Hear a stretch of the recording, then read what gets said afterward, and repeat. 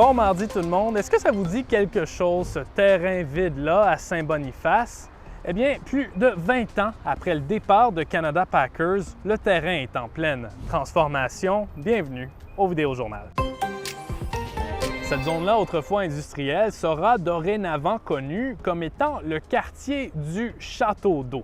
Ça fait déjà 1 an que des travaux, surtout souterrains, ont commencé, mais on voit de plus en plus de routes s'y construire. Le plan de réaménagement a été proposé en 2019 par la firme de développement immobilier albertaine Olexa. Mais c'est seulement après plusieurs retards causés par la densité du projet, l'accès aux véhicules d'urgence et une histoire d'égout qu'Olexa et que le promoteur winnipégois Shindico ont pu obtenir les autorisations nécessaires pour commencer la construction.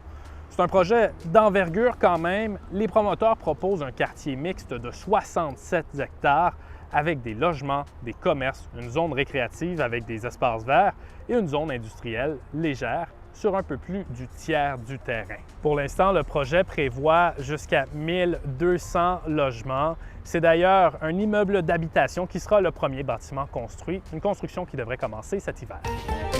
Because if we don't balance the books, we're always going to be coming back to you and asking for more and more. Bon, pendant ce temps, c'était au tour de Wab Kinew de déjeuner avec des membres de la Chambre de commerce du Manitoba aujourd'hui. Et il en a profité pour expliquer comment il compte payer pour toutes les annonces, surtout en santé, qu'il a fait depuis le début de la campagne. Dans le fond, la plateforme du NPD veut garder le régime fiscal développé par le gouvernement progressiste conservateur dans son budget de 2023. Mais Wab Kinew prétend qu'il y a dans ça un 520 millions de dollars qui n'a pas été alloué. Il affirme donc qu'il va utiliser ce 520 millions de dollars-là pour financer tout ce qu'il a annoncé jusqu'ici. Et c'est aussi comme ça qu'il va assurer d'atteindre l'équilibre budgétaire d'ici la fin d'un premier mandat dans 4 ans. Donc, le chef néo-démocrate a aussi profité de son discours pour annoncer notamment qu'il mettrait fin à la taxe de vente provinciale sur la construction de logements locatifs. Hier, son parti s'est aussi engagé à créer 12 lits d'appoint à l'hôpital Grace de Winnipeg. Et puis pendant ce temps-là, les progressistes conservateurs ont annoncé ce matin vouloir alléger la demande sur le système de santé en permettant aux pharmaciens de fournir plus de soins primaires lorsque c'est possible, comme par exemple en les laissant prescrire des médicaments dans des cas d'infections mineures ou de maladies chroniques.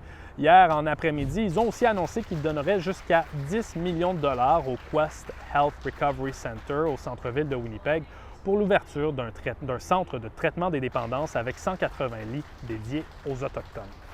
Et voilà, c'est là-dessus qu'on se laisse pour aujourd'hui. Je vous souhaite une merveilleuse journée. On se revoit demain pour un autre Vidéojournal. Ciao!